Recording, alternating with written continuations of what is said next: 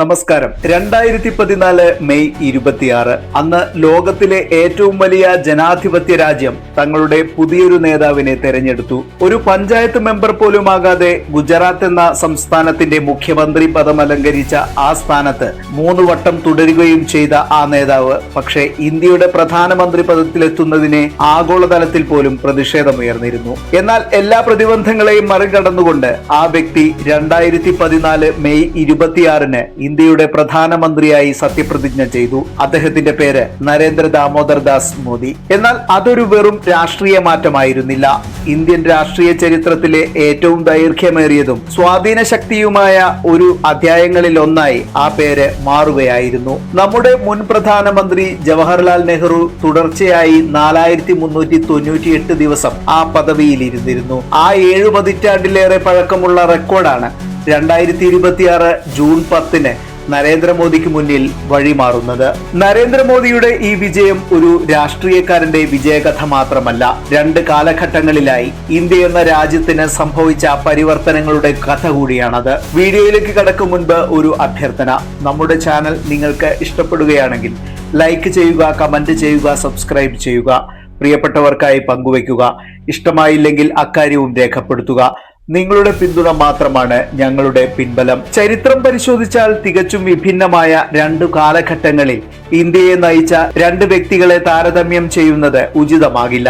എങ്കിലും ചില പ്രധാന വസ്തുതകളിൽ ജവഹർലാൽ നെഹ്റുവിനെയും നരേന്ദ്രമോദിയെയും താരതമ്യം ചെയ്യേണ്ടി വരികയും ചെയ്യും. നമ്മുടെ പ്രഥമ പ്രധാനമന്ത്രിയായി 1952 മെയ് 13 ജവഹർലാൽ നെഹ്റു അധികാരമേറുമ്പോൾ രാജ്യം ദാരിദ്ര്യവും ഭക്ഷ്യക്ഷാമവും ഒരു രാജ്യമെന്ന ഘടനയിലെ താളപ്പിഴകളും അടക്കമുള്ള വലിയ പ്രതിസന്ധികളെയാണ് അഭിമുഖീകരിച്ചിരുന്നത്. അന്ന് ഏകദേശം 34 കോടിയിൽ പരം ജനങ്ങളുള്ള ഒരു രാജ്യം ജനാധിപത്യം എന്ന പ്രക്രിയയിൽ വിശ്വസിച്ചുകൊണ്ടാണ് 1951-52 പൊതു തെരഞ്ഞെടുപ്പിനെ നേരിട്ടത്. 17 കോടിയിലേറെ വരുന്ന ഇന്ത്യൻ ജനതയിലെ കന്നി വോട്ടർമാർ തെരഞ്ഞെടുത്തതായിരുന്നു ജവഹർലാൽ നെഹ്റു എന്ന നേതാവിനെ. ഇന്ത്യൻ സമ്പദ് വ്യവസ്ഥയ്ക്ക് അടിത്തറയിട്ടുകൊണ്ട് രാജ്യത്തെ വ്യവസായവൽക്കരിക്കാനും അടിസ്ഥാന സൗകര്യം ഒരുക്കാനും നെഹ്റുവിന്റെ കാലത്ത് ശ്രമം നടത്തിയിരുന്നു. എന്നാൽ ചരിത്രം പരിശോധിക്കുമ്പോൾ രാജ്യം അർഹിച്ചിരുന്ന ഒരു വേഗത ആ വികസന പ്രവർത്തനങ്ങൾക്ക് കൈവരിക്കാനായിരുന്നോ എന്ന ചോദ്യത്തിന് ദൗർഭാഗ്യവശാൽ അതിന് സാധ്യമായിരുന്നില്ല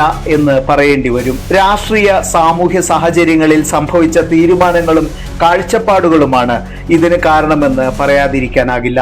എന്നാൽ 2014 എന്ന വർഷത്തിന് ഇന്ത്യൻ രാഷ്ട്രീയത്തിന്റെ ഒരു നിർണായക പങ്ക് വഹിക്കാനുണ്ടായിരുന്നു. തരക്കേടില്ലാതെ 1ാം UPA സർക്കാർ ഭരിച്ച രാജ്യത്ത് തുടർഭരണം നേടിയെത്തിയ 2ാം UPA സർക്കാർ നടത്തിയ ജനവിരുദ്ധ നിലപാടുകൾ ഒരു രാഷ്ട്രീയ കൊടുങ്കാറ്റിന് രൂപം കൊടുക്കുകയായിരുന്നു. കോൺഗ്രസ് നയിച്ച UPAക്കെതിരെ അഴിമതി ആരോപണങ്ങൾ ഒന്നൊന്നായി വന്നു.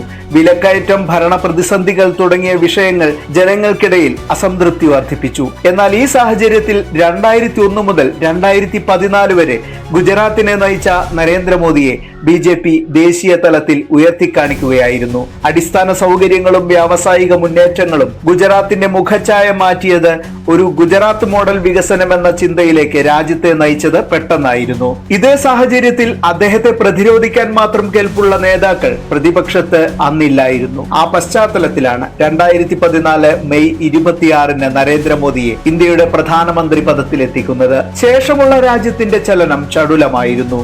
സ്വാതന്ത്ര്യാനന്തരം ഇന്ത്യയെ നയിക്കാൻ നെഹ്റുവിനുണ്ടായ ക്ലേശങ്ങളെക്കാൾ സങ്കീർണമായ പ്രശ്നങ്ങളായിരുന്നു 2014 മോദിയെ കാത്തിരുന്നതെന്ന് എടുത്തു പറയണം. ഇവിടെ സാമ്പത്തികപരമായി അത്ര നല്ലതല്ലാത്ത അവസ്ഥയിൽ നിന്നും പതിയെ രാജ്യം ഉയർത്തെഴുന്നേൽക്കുന്നതാണ് പിന്നീട് കണ്ടത്. വ്യാവസായികവൽക്കരണം, അടിസ്ഥാന സൗകര്യ വികസനം, പ്രതിരോധമടക്കമുള്ള മേഖലകളിലെ സ്വയം പര്യാപ്തത കൈവരിക്കൽ എന്നീ നിലകളിൽ രാജ്യം അതിന്റെ പൂർണ്ണതയിലേക്ക് വഴിവെട്ടിയ കാലത്തിന്റെ തുടക്കമായിരുന്നു 1ാം NDA സർക്കാരിൻ്റെത്. 2026 ഇന്നത്തെ ഇന്ത്യ ലോകത്തിലെ ഏറ്റവും വലിയ സമ്പദ് വ്യവസ്ഥകളിൽ ഒന്നായാണ് അറിയപ്പെടുന്നത്. ആഗോളതലത്തിൽ ന്യൂഡൽഹിയുടെ ശബ്ദത്തിന് വലിയ സ്വീകാര്യതയാണ് കൈവരുന്നത്. ഇത് പ്രധാനമന്ത്രി നരേന്ദ്രമോദിയോടുള്ള വിശ്വാസം ജനങ്ങളിൽ വളർത്താൻ പ്രധാന ഘടകങ്ങളിൽ ഒന്നാണ്. അടിസ്ഥാന സൗകര്യങ്ങളുടെ വികസനത്തിനൊപ്പം തന്നെ ഡിജിറ്റൽ ഇന്ത്യ, മേക്കിംഗ് ഇന്ത്യ, ദേശീയ സുരക്ഷ, സാമൂഹ്യക്ഷേമ പദ്ധതികൾ എന്നീ മേഖലകളിലെല്ലാം നരേന്ദ്രമോദി തന്റെ കാഴ്ചപ്പാട് ജനങ്ങൾ ുമായി പങ്കുവെക്കുമ്പോൾ ജനപിന്തുണ